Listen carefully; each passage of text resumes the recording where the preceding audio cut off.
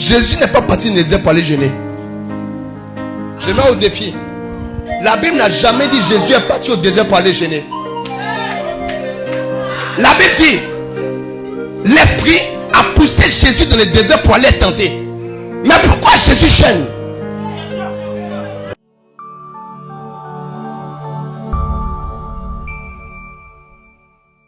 Il y a un goût qui ne sait pas comment expliquer. Mais attends, comment quelqu'un peut s'empêcher de manger parce qu'il est en train de méditer? L'explication est toute simple. C'est parce qu'en méditant, il mange.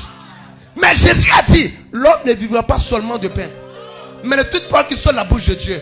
Donc si un homme peut vivre sans la parole qui sort de la bouche de Dieu en mangeant le placali de la femme du quartier, c'est qu'un autre homme aussi peut vivre en mangeant la parole qui sort de la bouche de Dieu et ne pas mourir. C'est pour ça que Jésus a fait 40 jours sans manger. Pourquoi? Parce que pendant les 40 jours, il était en communion avec l'Esprit. Donc puisque le Saint-Esprit lui parlait, quand le Saint-Esprit lui parle le premier jour, il a mangé sa nourriture le premier jour. Il lui parle le deuxième jour, il a encore mangé la nourriture. Donc, on va redéfinir les thèmes. Jésus n'a pas passé 40 jours sans manger. Jésus a passé 40 jours sans manger la nourriture des hommes. Sinon Jésus mangeait. Il s'est privé. Parce que le combat qui venait était un combat élevé. Là, il ne rencontrait pas une petite tentation dans sa chair. Il rencontrait le puissant du royaume des ténèbres qui devait venir. Donc, il devait se charger en nourriture spirituelle. Parce que l'adversaire était spirituel. C'est pour cela que dans les saisons les plus critiques de vos vies, le Saint-Esprit vous pousse à aller jeûner. Quelqu'un dit, oh non, Jésus est parti dans le désert. Jésus est parti dans le désert. Oui. Jésus n'est pas parti dans le désert pour aller jeûner. Je mets au défi. La Bible n'a jamais dit Jésus est parti au désert pour aller jeûner. La Bible dit l'Esprit a poussé Jésus dans le désert pour aller tenter. Mais pourquoi Jésus jeûne? C'est simple. Ce que le diable peut tenter, c'est ta chair. Mais si tu réussis à tuer la chair avant la tentation, ça te coûte quoi? Et tant quoi?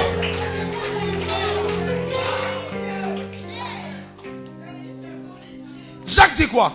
Dieu ne tente personne car lui-même il ne peut être tenté par le mal. Donc ce que Satan peut-être tenté dans le désert, c'était la chair de Jésus.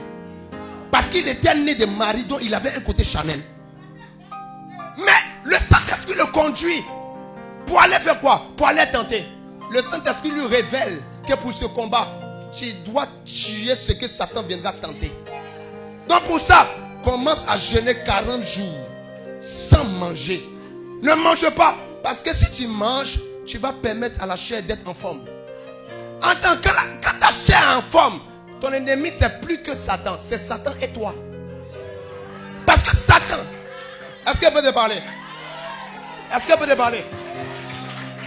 Écoute, le mystère, c'est que pour pouvoir tenter celui qui est en Éden, il faut entrer en Éden. Donc si Satan n'a pas d'infiltré, il est déséquilibré. La raison pour laquelle Satan a beaucoup de force sur les hommes, c'est qu'il a un infiltré dans les hommes. Et cet infiltré, c'est qui? C'est la chair. N'est-ce pas, c'est la chair?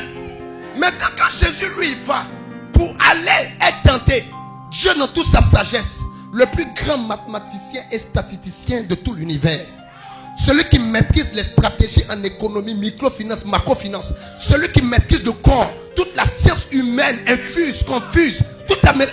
Il dit, attends, on va faire un truc. Parce que dans la loi, il faudrait être testé pour porter une autre dimension de gloire. C'est la loi spirituelle et surnaturelle.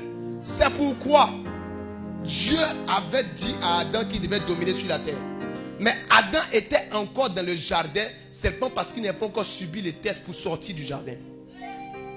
Donc, la tentation vient. C'était son test. Le jour où Adam est sorti du jardin, c'était le jour où il devait sortir du jardin, mais avec l'autorité. Il est sorti du jardin sans l'autorité, parce qu'en échouant au test, il a montré qu'il n'était pas encore prêt. Tu comprends? Donc, Jésus, qu'est-ce qui qui se passe? Jésus doit sortir. Mais si vous vous rappelez, avant que Jésus naisse dans le désert, il était inconnu d'Israël. Il était dans le jardin de Dieu. Il était dans la phase où il se préparait. C'est comme Adam avant que Lucifer ne vienne. Mais il l'a emmené parce qu'il devait aller subir le test. Le test là, c'est toujours avec Satan, c'est pas avec son envoyé. C'est pourquoi en Éden, c'était les serpents. Mais aussi, au niveau de Matthieu, c'était lui-même.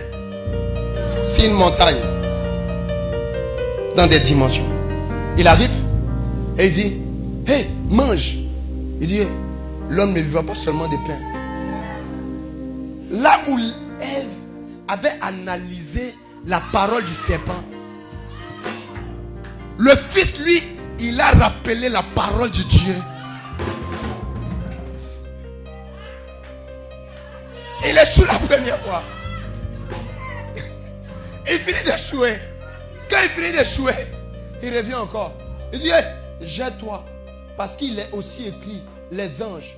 Il dit, hey, il est aussi écrit, tu ne tenteras point le Seigneur ton Dieu. Satan pouvait tomber Ève. C'est ce qu'il a fait. Il a donné envie à Ève de devenir comme Dieu. Jésus, pour empêcher Satan de pouvoir dominer sur lui, il a rappelé à Satan qu'il préférerait adorer Dieu. Il aime. Il dit, préfère-toi. Il dit, non, tu n'adoreras que le Seigneur ton Dieu. La Bible dit, dès lors, les anges veulent le servir. Les anges qui avaient fermé la porte du jardin d'Éden sont venus servir Jésus.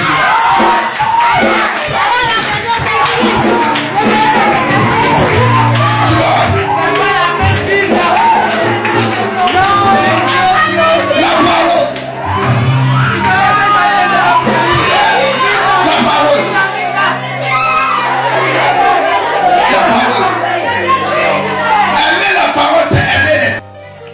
Aimer la parole, c'est aimer Dieu.